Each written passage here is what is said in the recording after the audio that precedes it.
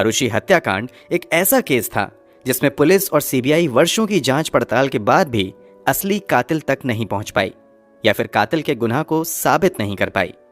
Arushi case से ठीक 1 साल पहले एक और ऐसा ही केस हुआ था जहां एक लड़की का कत्ल हो जाता है लेकिन कातिल का पता नहीं चलता है, मगर बाद में हुई जांच में हिला देने वाला खुलासा होता है। हम बात कर रहे हैं स्नेहल गवारे केस की।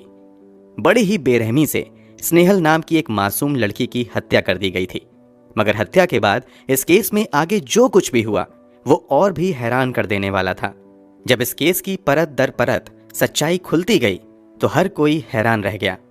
पूरी सच्चाई जानकर आप भी शॉक्ड रह जाएंगे। तो आखिर ये केस कब और कहां घटा था, वास्तव में स्नेहल के हत्यारे कौन थे और इस केस में आगे क्या कुछ हुआ, चलिए जानते हैं सब कुछ सिलसिलेवार तरीके से। इस केस में दाऊद इब्राहिम गैंग तक का नाम आया था। हम कहानी शुरू करें उससे पहले अगर आपने अब तक इस चैनल को सब्सक्राइब नहीं किया है तो जल्दी से चैनल सब्सक्राइब कर बेल आइकन दबा लीजिए। इस केस की विक्टिम थी स्नेहल गवारे। इस घटना के समय स्नेहल की उम्र 21 साल थी तथा वो अंधेरी के Sardar Patel college of engineering से मैकेनिकल इंजीनियरिंग की पढ़ाई कर रही थी। घटना के समय स्नेहल 2nd ईयर की स्टूडेंट थी। स्नेहल के पिता का नाम हिंदू राव गवारे था जो बैंक में काम किया करते थे, जबकि स्नेहल की मां का नाम कल्पना गवारे था जो स्कूल में टीचर थी। स्नेहल के अलावा इनकी एक और बेटी थी जिसका नाम शीतल था जो उन दिनों लंदन में पढ़ाई कर रही थी। ये पूरा गवारे परिवार पुणे के निनाद कोऑपरेटिव सोसाइटी में रहता था। स्नेहल की गिनती अपने बैच के बेस्ट स्टूडेंट्स में की जाती थी।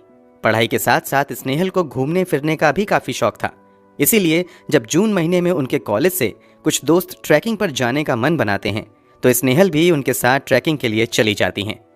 ये लोग वहां कई दिनों तक खूब मौज मस्ती करते हैं, मगर वापस आने से ठीक पहले ट्रैकिंग के दौरान ही स्नेहल के पैर का अंगूठा बुरी तरीके से चोटिल हो जाता है।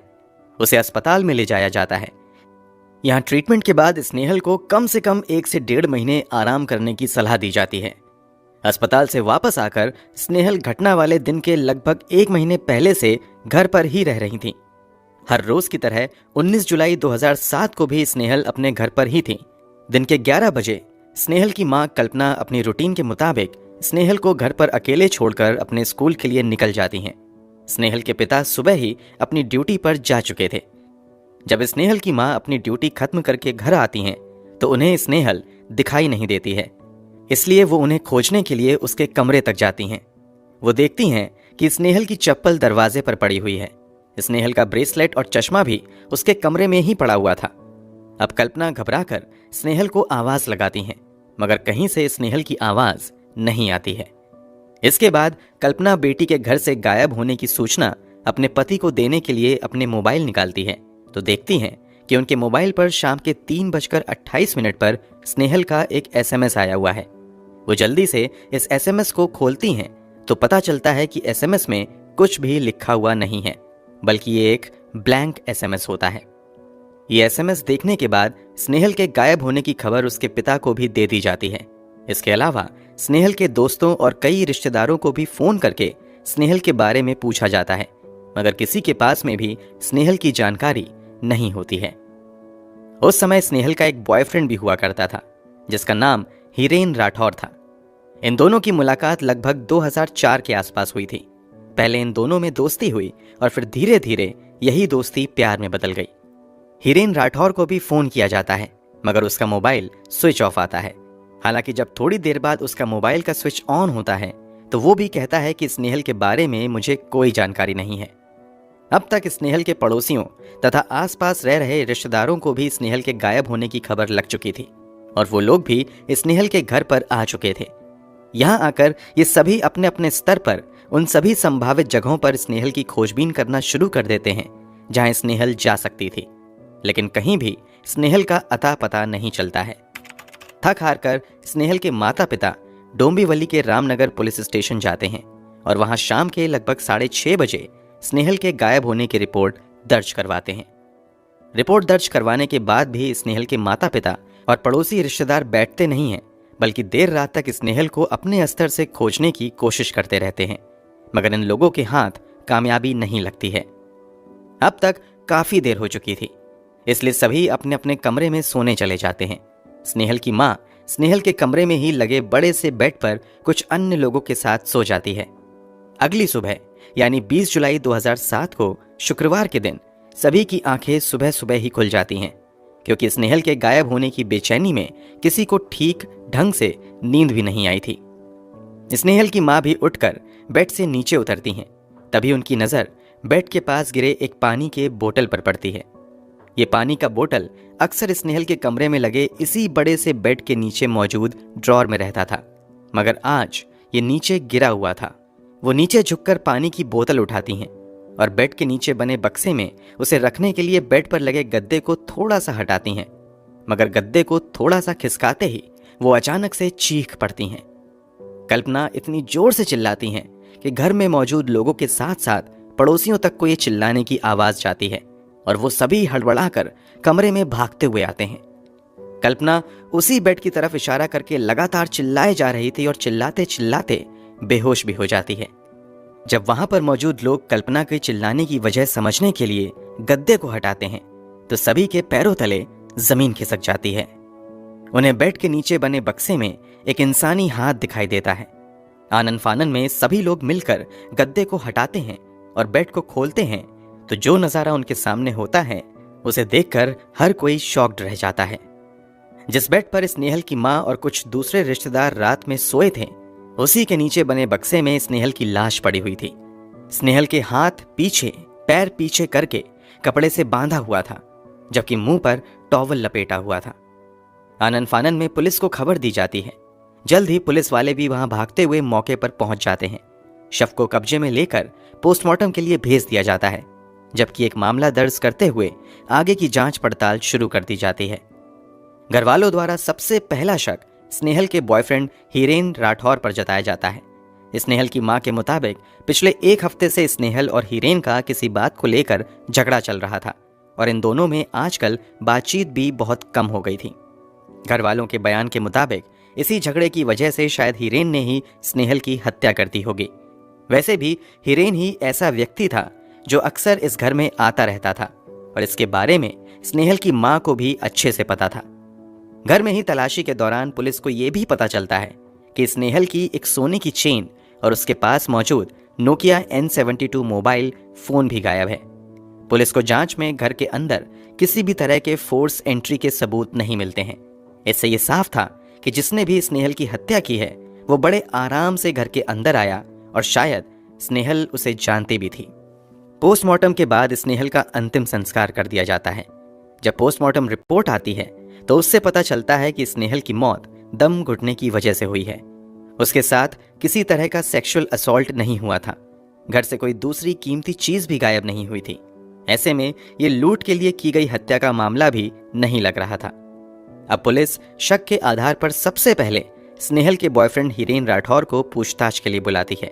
सबसे पहले हीरेन से घटना वाले दिन मोबाइल स्विच ऑफ होने की वजह के बारे में पूछा जाता है तो वो बताता है कि 2 दिन से उसका मोबाइल खराब चल रहा है और वो मोबाइल तभी ऑन करता है जब उसे किसी को फोन करना होता है। जांच पड़ताल में हीरेन का यह दावा सच पाया जाता है। जब हीरेन से पूछा जाता है कि घटना वाले दिन वो कहां था तो वो बताता है कि मैं रोज की तरह अपने काम पर गया हुआ था। हीरेन के इस दावे की पुष्टि के लिए पुलिस की टीम उस कंपनी में जाती है जहां हीरेन काम किया करता था। वहां उसके कलीग तो इस बात की पुष्टि करते हैं कि दिन भर हीरेन 19 जुलाई 2007 को काम पर था, मगर जब कंपनी के अटेंडेंस रजिस्टर को लाने को कहा जाता है तो पता चलता है कि अटेंडेंस रजिस्टर अचानक से गायब हो गया है। पुलिस वाले उस अटेंडेंस रजिस्टर को खोजने की काफी कोशिश करते हैं।